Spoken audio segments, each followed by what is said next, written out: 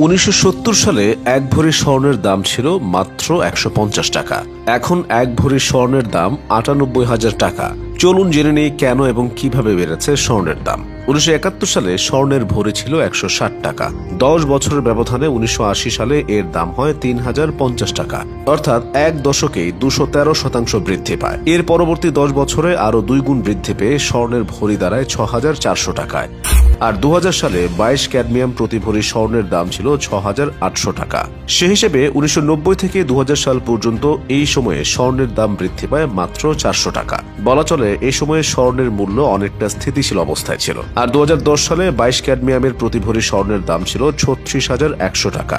অর্থাৎ 2000 সালের পরবর্তী 10 বছরে আরেক দফা লাফ দেয় স্বর্ণের দাম। ভরি প্রতি দর বাড়ে প্রায় 30,000 টাকা। এরপর 2011 সালে এর দাম বেড়ে দাঁড়ায় 49,455 টাকা। অর্থাৎ মাত্র এক বছর ব্যবধানে স্বর্ণের দাম বৃদ্ধি পায় 13,355 টাকা।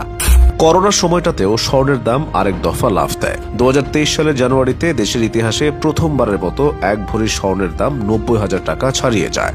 আর 2023 সালের জুলাইতে দেশে স্বর্ণের ভরি প্রথমবারের মতো লাখ টাকায় করায়। এবার জানা যাক স্বর্ণের দাম কেন বাড়ে। অনেকে বলেন স্বর্ণের চরিত্র বড়ই অদ্ভুত। এর দাম কখন কমে কখন বাড়ে তার কোনো নিশ্চয়তা নেই। তবে কিছু কারণ তো নিশ্চয় আছেই। আন্তর্জাতিক বাজারে স্বর্ণের দাম বাড়লে তার প্রভাব পড়ে দেশের বাজারে। স্থানীয় বাজারে সোনার দাম বৃদ্ধির এটি একটি অন্যতম কারণ।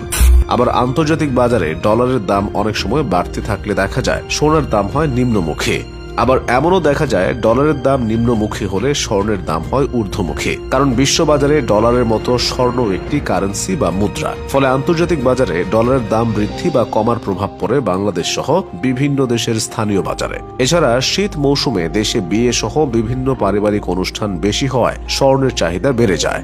পূজা, ঈদ সহ বিভিন্ন পার্বণেও চাহিদা বেশি থাকায় স্বর্ণের দাম বাড়ে। অনেক সময় আন্তর্জাতিক বাজার থেকে দেশের ব্যবসায়ীরা স্বর্ণ কিনতে পারেন না, তখন দেশের বাজারে এর দাম বৃদ্ধি পায়। চীন এবং ভারতে স্বর্ণের বড় ব্যবহার গয়নায়। কিন্তু একটা সময় ছিল সব রাষ্ট্রীয় ব্যবস্থায় স্বর্ণের গুরুত্ব ছিল অপরিসীম।